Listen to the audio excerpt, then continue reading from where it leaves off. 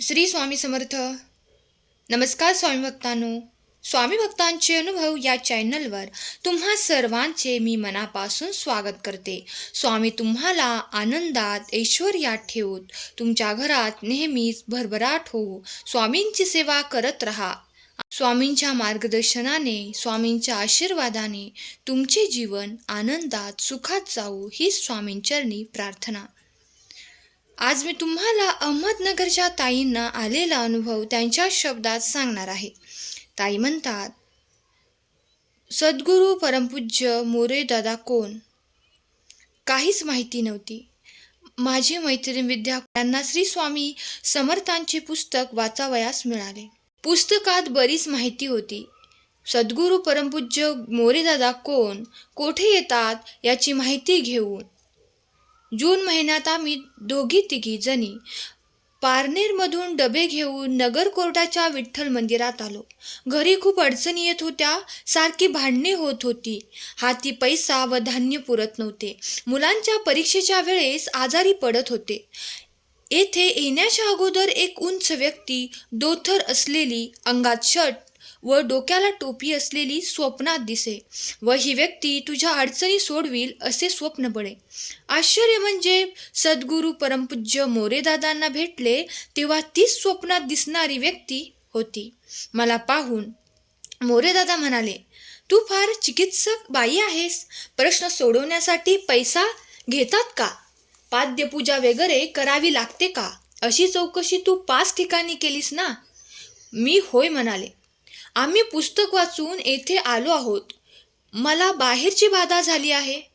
दादा बोलले, तू नवनाथाची 27 पारायणे व गुरुचरित्राची 3 पारायणे कर. तुला खूप त्रास होईल, पण घाबरू नकोस असे त्यांनी सांगितले. त्याप्रमाणे मी पारायणे करत असताना एक दिवस कढई भरून उकळलेले तेल माझ्या पायावर सांडले. पाय चांगलाच भाजला, पण आग झाली नाही.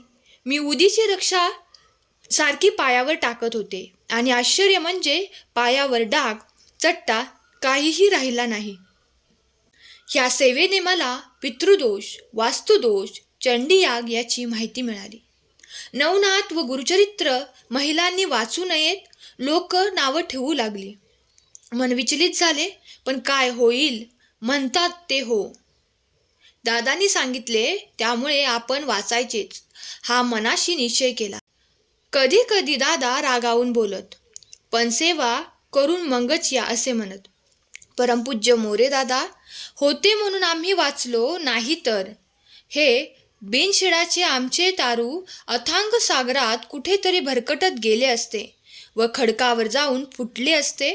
म्हणूनच खरा तो एकची धर्म जगाला प्रेम अर्पावे अशी मोरेदादांची वागणूक होती. त्यांनी हजारो लोकांचे संसार वाचविले. भगिनींना धीर देत ते स्वतः गावोगावी फिरून 8-8 तास बसून लोकांच्या समस्यांवर उपाय सांगत. सारखे सारखे लिहून लिहून त्यांच्या हाताची बोटे सुद्धा चामटी झाली होती.